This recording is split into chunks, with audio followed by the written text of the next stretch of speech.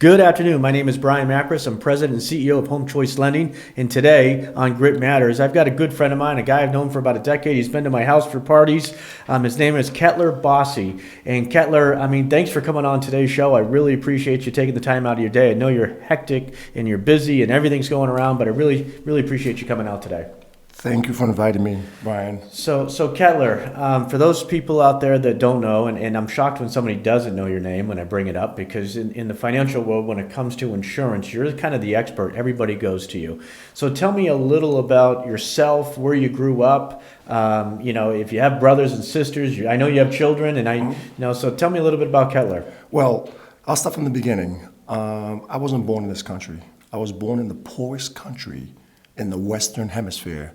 And many of you may have heard of Haiti. Yeah. That's where I was born. No kidding. And, yeah. See, now I didn't know that. I learned something. Look at that. And Haiti's very poor. In fact, where I was born, there was no indoor plumbing. And so everything had to be in the wilderness. So took showers in the wilderness, took wash our clothes in the wilderness, and so on and so forth. So it was really tough. We were born poor, and I only had one pair of shoes growing up.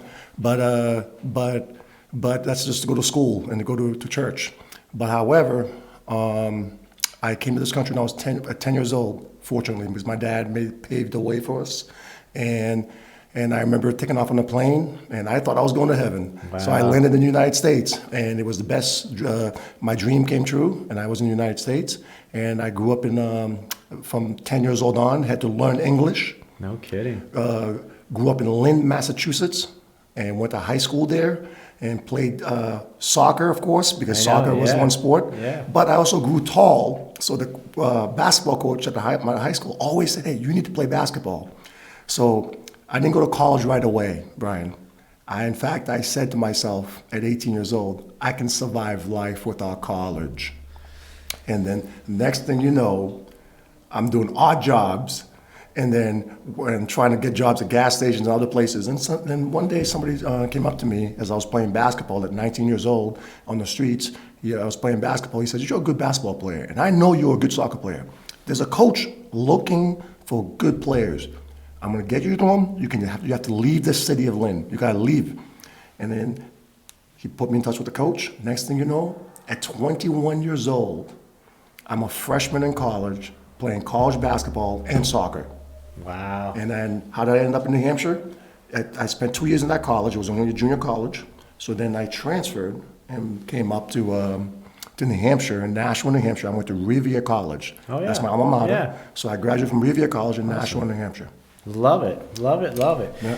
Now I know about the soccer. I know that you have friends that you've played soccer with. I've heard that you're incredible, and the basketball piece. I get it, man. You're 6'4", 6'5", extremely fit. For those of you that don't know him, he reminds me of Michael Jordan every time I see you. You're a very handsome and very well dressed, well spoken man. I appreciate that. And we've done business together, and you've helped out our customers, and I appreciate you as a person. And you always attend my house parties, which I'm always happy to see you there as well. I appreciate that. So when did you make the shift into the business that you're in? How did you make that shift? And tell me about your company. So I graduated college and I was supposed to go to law school. Okay. And I was actually working with law firms. I was a private investigator.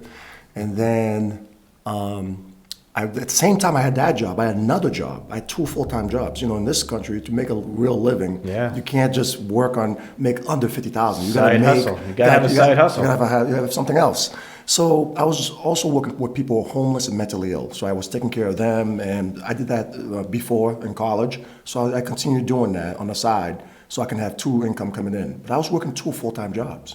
So a friend of mine came up to me and says, listen, there's a company hiring in the financial field, and then you'll be great for it. But it's interesting enough, I started studying for my real estate license. And then I went to the school and everything, and I was about to take my test. He goes, no, study for the financial. It's much better. You can help a lot of people, and that'll be a lot better. I went for it. I interviewed with a company, New York Life, out of Manchester, New Hampshire.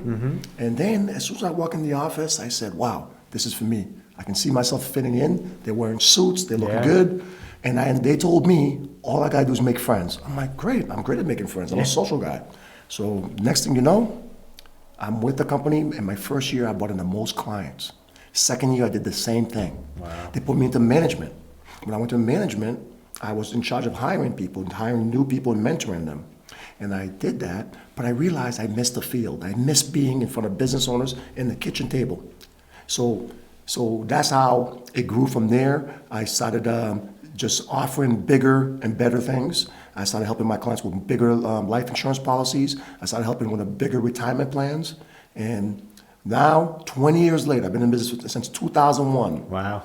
I'm no longer with New York Life, but I'm independent now. I offer a lot of the companies, and most of the companies I offer, you've heard of them, like Nationwide, National Life, which is one of my big companies I offer, National Life Group out of Vermont. So I do a lot of things. Okay. So the thing is, though, it's more about the strategies. What separates me from other people and other advisors is the strategies that I offer. I offer unique strategies that are outside the box. But we can talk more about that. Yeah, I love it. I love it. So you started with New York Life. You got a lot of training with New York Life. You became the #1 sales guy the first year and second year. They promoted you into management, and then you're like, I missed the field a little bit. This management stuff is, bean counting, and you want to get out there and actually work and help people. When did you shift from there to Future Capital Group? I mean, that's yours. Is that yours, or is that that's a DBA because. Even at New York Life, they encourage you to have your own brand. Okay. So I created a DBA doing business at the Future Capital Group so I can have my own brand. Because New York Life and all these insurance companies, they have rules about what you can put on their business cards. Gotcha. You can't put certain things, you can't, So when you have your own brand, you can actually add certain things because they're afraid of liability and other things. So the thing is, it's good to create your own brand, have your own office, but you're still under the umbrella. So that's what I'm doing right now. I continue doing that once I had left New York Life and continue to have my own brand. Plus then I can put things like becoming your own bank, which is one of the things I teach a lot of my clients to become their own bank. Why always borrow from the bank or borrow from yourself? Gotcha.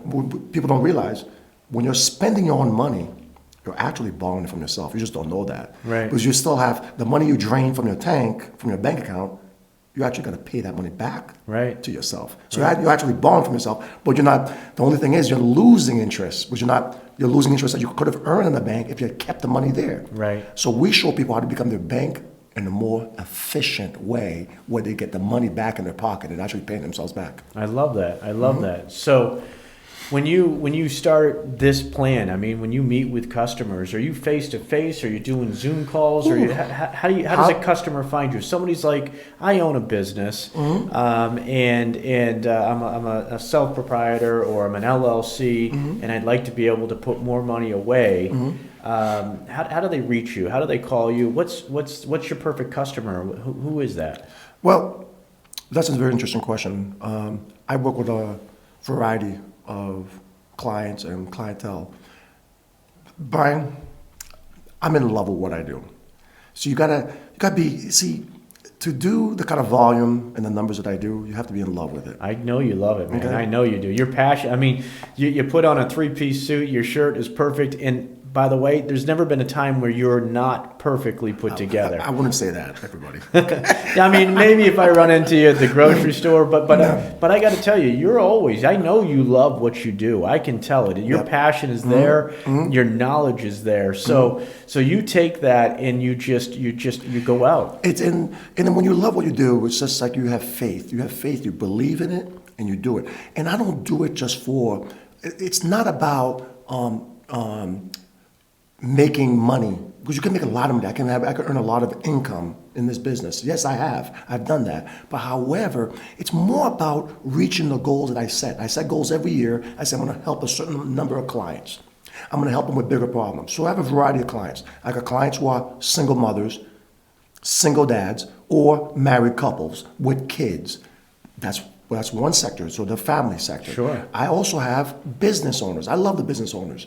Business owners have big problems because they spend their checks. They're writing big checks every month. They are, yeah. So I help those people, okay, because they need the help. Because the bottom line, what the families and business owners all have in common, most people end up making a lot of money throughout their lifetime, but they don't keep their money in their pocket. Right. So my model is we show people how to find money that they're currently losing unknowingly and unnecessarily through wealth transfers. It's money you already made, you pay taxes on, you put it into your bank. And what do we do when we put money in our bank? We withdraw it because we need spend things. it. Yeah. We spend it. Yeah, vacations, And- boats, exactly. cars. Exactly. And then what happens, and then in school too. School, education. Vehicles, cars, Yeah, right? yeah. All those things Toys. are gone. The money's gone.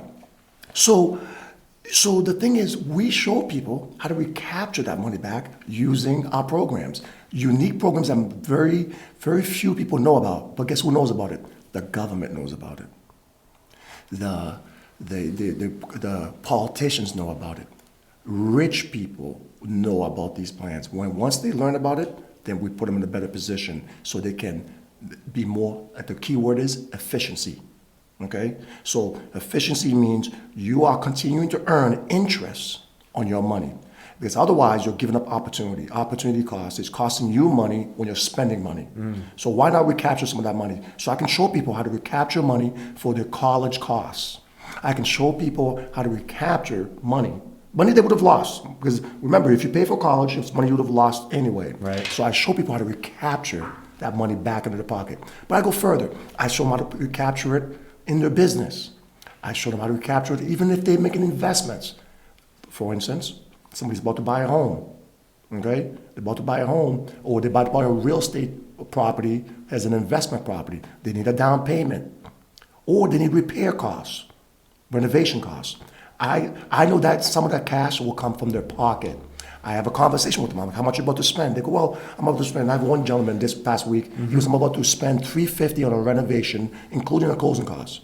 I said, what if I can show you a way you can keep that $350 in your pocket and use OPM?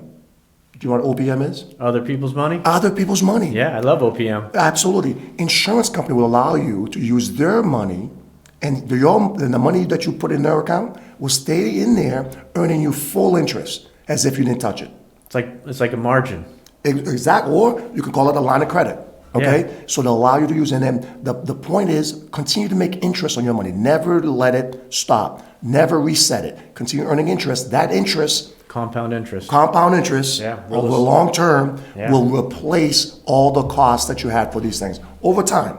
See, sometimes people in life, when they don't see immediate returns, or they don't see Instant gratification. they want instant gratification. That's the problem with America today. We want instant gratification. We want to go to McDonald's. We want to get our sandwich right now. Yeah. But the thing is, sometimes good things in life take time. The goal is for I want my clients to retire with a lot of money in their pocket, a lot of money, and I want the money to be tax-free, not reportable to the IRS or Social Security. Amen to tax-free. Yep. You know, Uncle Sam. So you've been doing this now, you said 2001, so 20 20, a little bit over 20 years, yeah. It's wonderful. I get to travel the country. I'm licensed in about 12 states.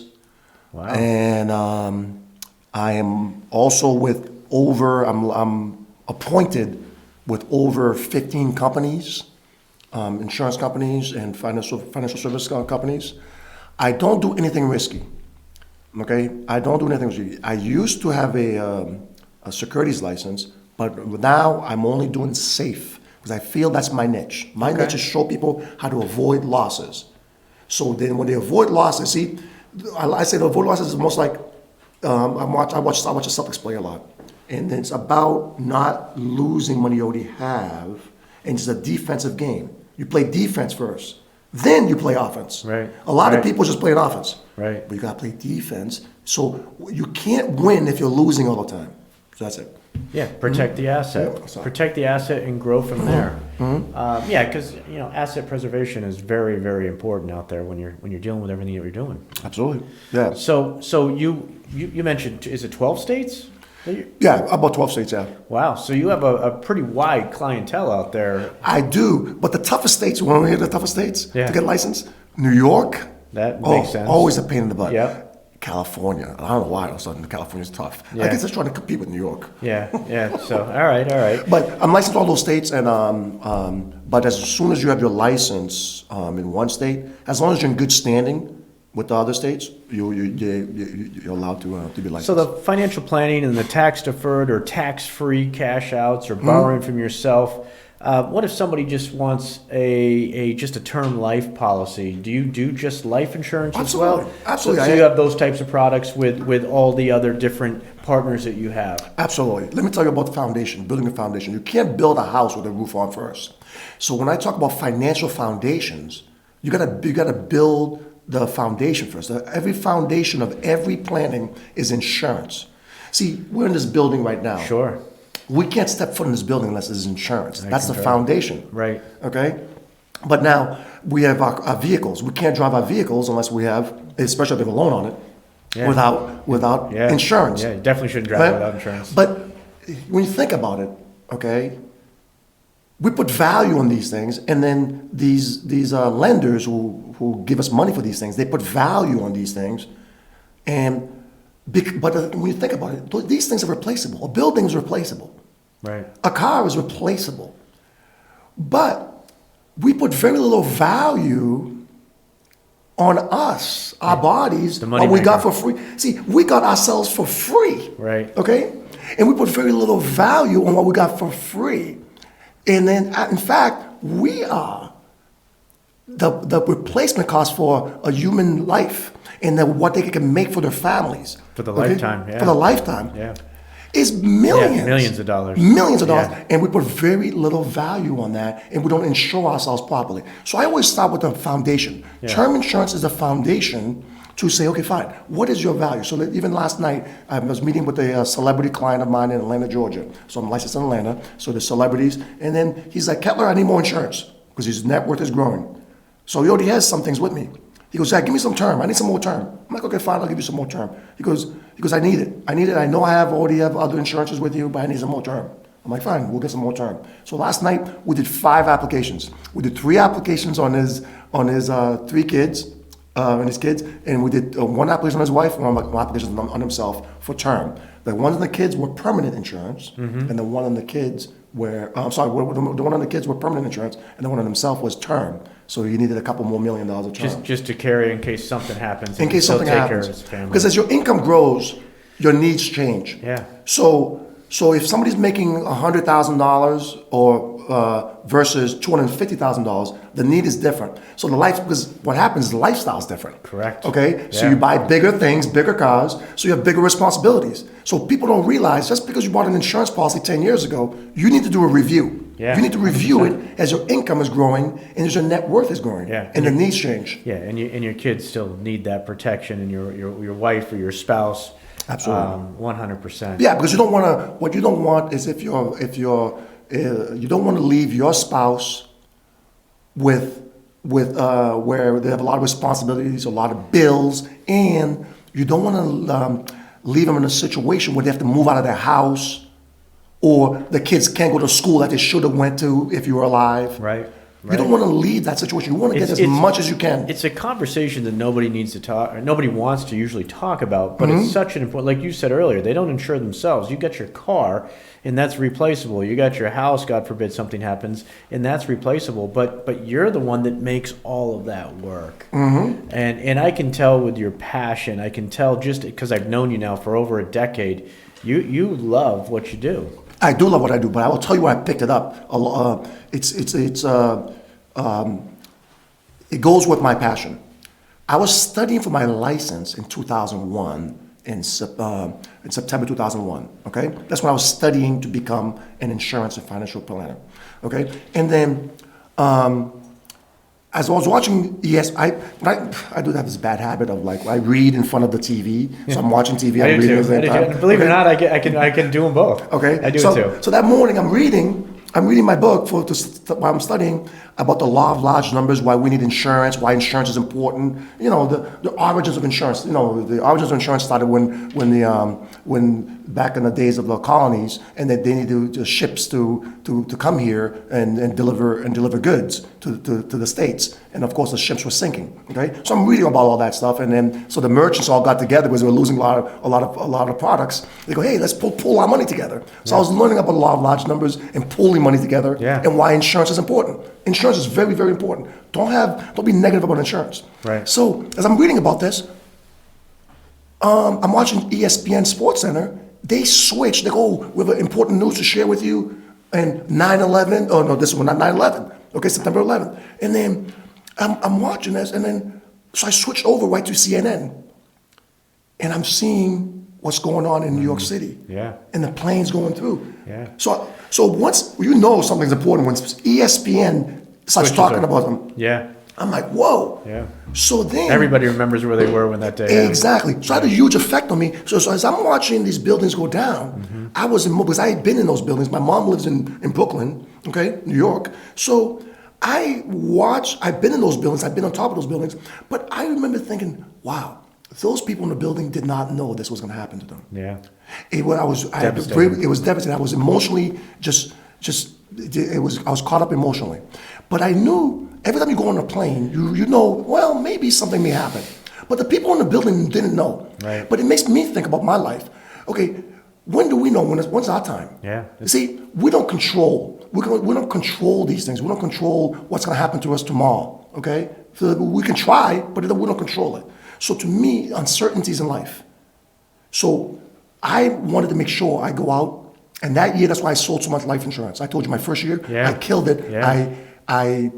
I basically told people that story about 9/11. Yeah. And then I continued to, I said, listen, you need to make sure you protect your family today. You never know when your time is. You could go to work and you may not come back. Sitting in your office chair and Exactly. Yeah. So it's an important conversation. It is. You only need to have it once. Right. Okay? But then you realize it's okay. Because I feel if you're protected, it's better than not being protected.